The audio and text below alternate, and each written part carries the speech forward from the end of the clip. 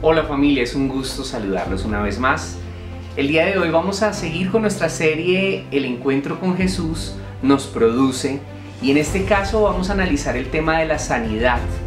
Y quiero que revisemos el Evangelio de Lucas, ya que es el más preciso hablando de temas de sanidad, ya que Lucas es un médico, un investigador que precisamente indagó todos los testimonios de las personas que tuvieron el espacio, el momento para estar con Jesús, y él de primera mano supo y conoció todos esos encuentros. La primera sanidad la encontramos en Lucas capítulo 4, versículo 38 al 39, y se trata de la fiebre que tenía la suegra de Pedro. Entonces Jesús encuentra a esta mujer en un estado peligroso de salud y la sana. ¿Cómo la sana? Reprendiendo la fiebre, y enseguida esta mujer se levantó y se puso a servir los que estaban alrededor de ella, a atenderlos, a servirles la comida. También vemos otra sanidad, la sanidad de un leproso, y eso está en Lucas capítulo 5, versículos 12 al 16. El hombre se inclinó sobre su rostro, es decir, se doblegó, se buscó a Jesús, y entonces allí le suplicó al maestro de Galilea que si podía, que si quería, podía sanarlo. Y entonces el maestro Jesús le dijo, sí quiero, y lo tocó, y en ese momento, en ese instante preciso, ese hombre quedó sano. También tenemos la historia de un paralítico, y esa también nos la relata Lucas en el capítulo 5, versículos 17 al 26. En una ocasión Jesús estaba enseñándole a la gente, y era tanta la multitud que había apiñando el lugar, estaban en ese momento, como decimos nosotros coloquialmente, una chichonera, una tracamanada de gente. Estaban allí escuchando la predicación del maestro. Entonces había un señor que tenía una condición muy complicada, estaba paralítico, no se podía mover, estaba paralizado del cuello para abajo. Entonces estaba en una camilla y unos amigos lo llevaron para que Jesús lo sanara. Pero cuando vieron tanta cantidad de personas, entonces en ese momento decidieron llevarlo al techo de esa edificación, y por ahí, por el techo, iba bajando la camilla con unas cuerdas. Entonces el maestro, cuando vio ese enfermo y cuando vio esa fe, ese espíritu de servicio de los amigos para llevarlo hacia él, entonces Jesús sintió compasión de él y lo sanó, simplemente lo sanó. Le dio la orden de caminar, de levantarse, tomar su camilla y andar. Y luego de un momento, ese hombre pudo hacer eso, abrazar a Jesús, agradecerle por su sanidad y salir adelante. En otra sanidad que está registrada en el Evangelio de Lucas es el siervo del centurión romano. Recordarán ustedes que un centurión es una persona que está a cargo de 100 soldados romanos. Es una persona que, por supuesto, que no es judía, no tiene ninguna afiliación religiosa de ningún tipo. Al contrario, los romanos de esa época eran personas que creían en cualquier cosa, en cualquier deidad. Eran súper supersticiosos. Lucas capítulo 7, versículos 1 al 10 nos relata la historia de este hombre, un soldado de alto rango, que tenía un siervo que era muy querido por él, estaba enfermo, a punto de morirse, y aunque él había oído de Jesús, nunca había tenido la oportunidad de seguirlo. Decide entonces acercarse y decirle a Jesús que sanara a este siervo. Y cuando Jesús se dispuso a ir a su casa, este centurión le dijo, no, Señor, yo no soy digno de que tú vengas a mi casa. Con una sola orden que tú des, estoy seguro de que mi siervo quedará sano. Soy una persona que entiendo la cadena de mando, que entiendo el principio de autoridad, y yo sé que si tú das la orden, esta persona se sana, porque cuando yo le doy una orden a uno de mis 100, uno de esos lo hace. Y también yo soy sujeto a autoridad, y cuando un superior mío me da una orden, me dice ve, yo voy, me dice haz, y yo lo hago. Jesús se sorprendió con esta respuesta y declaró a las personas que lo estaban mirando en ese momento que en todo Israel no había una fe igual a la de este hombre. Y entonces le declaró a este hombre, tu siervo está sano. Y así fue como cuando él regresa a su casa, constata en efecto la sanidad y él pregunta: ¿a qué hora fue sano mi siervo? Y le dijeron: más o menos a esta hora, la hora en la que estaba hablando con Jesús. Otro relato que también Lucas nos muestra es la sanidad del hijo de la viuda de Naín. Eso está registrado en Lucas capítulo 7 versículos 11 al 17. El hijo único de una viuda en la población de Naín había muerto.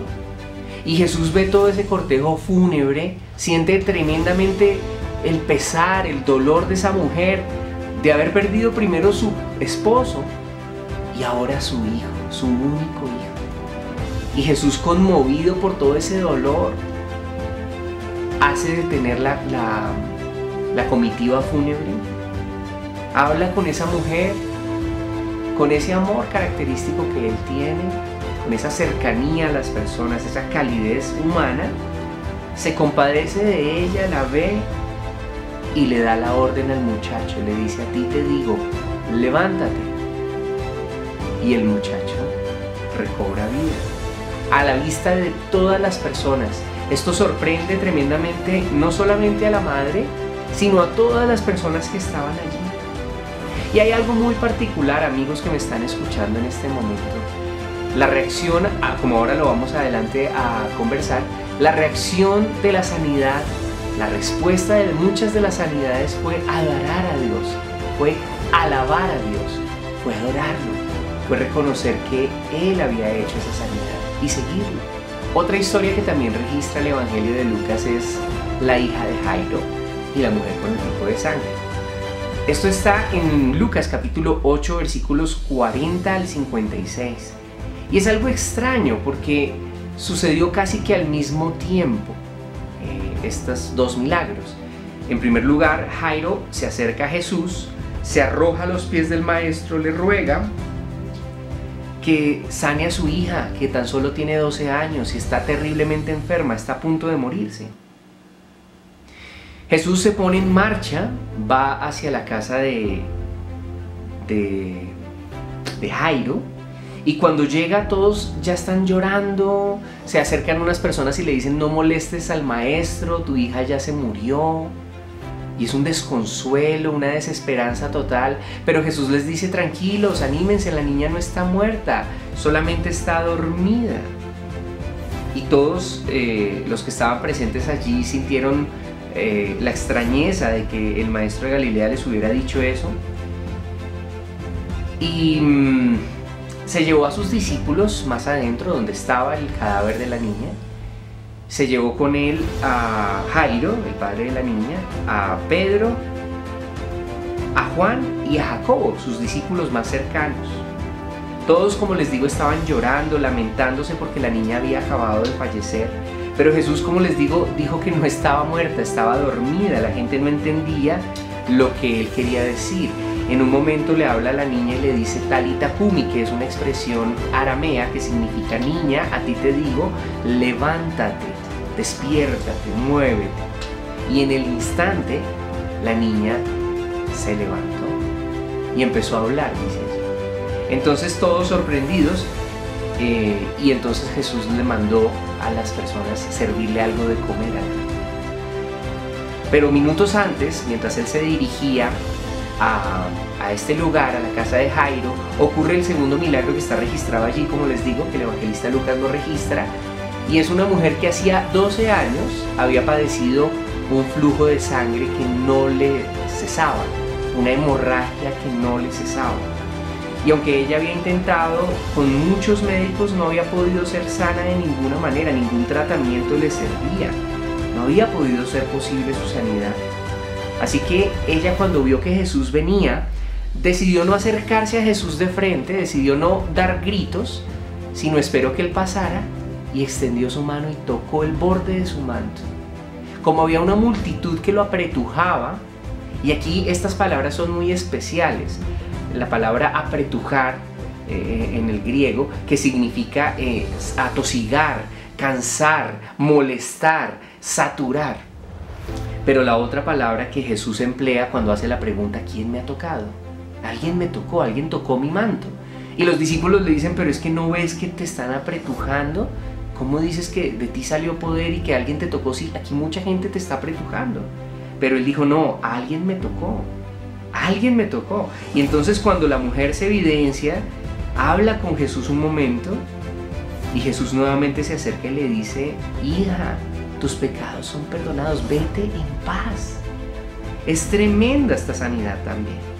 Otra sanidad es la mujer encorvada. Esto está relatado en Lucas capítulo 13, versículos 10 al 17. Hacía 18 años una mujer llevaba con esa enfermedad bastante tiempo y no podía enderezarse. Jesús la vio y la llamó diciéndole, quedas libre de toda enfermedad. Imponiéndole las manos, orando por ella, en ese instante esa mujer quedó sana. Recuerden ustedes que era Shabbat en ese momento, el Evangelio lo relata. Entonces los dirigentes judíos, los fariseos, fueron a donde el maestro en ese momento a recriminarle porque había hecho esa sanidad en Shabbat, en el día de reposo. Entonces lo criticaron y le dijeron que no era posible hacer eso, que podían haber hecho en los otros 6 días eso, pero no en el día de descanso. Y Jesús les dijo a ellos, hipócritas, ¿acaso cuando un buey o un burro queda atado no lo desatan para que pueda ir a tomar agua? Pero esta mujer, que es hija de Abraham y que Satanás la tenía atada por 18 años, ¿no sería oportuno desatarla, así fuera en Shabbat? ¿No debíamos quitarle esa cuerda? ¿No debíamos quitarle y desatarle esa cadena que le tenía puesta el enemigo? Otra sanidad también que me encanta es la sanidad de un mendigo ciego que estaba allí al lado del camino. Esto queda registrado también en Lucas capítulo 18, versículos 35 al 43. Un hombre que estaba sentado junto al camino pidiendo dinero, y cuando escuchó que Jesús venía y sabiendo todo lo que sucedía con este maestro, empezó a gritar y decía, Jesús, hijo de David, ten compasión de mí.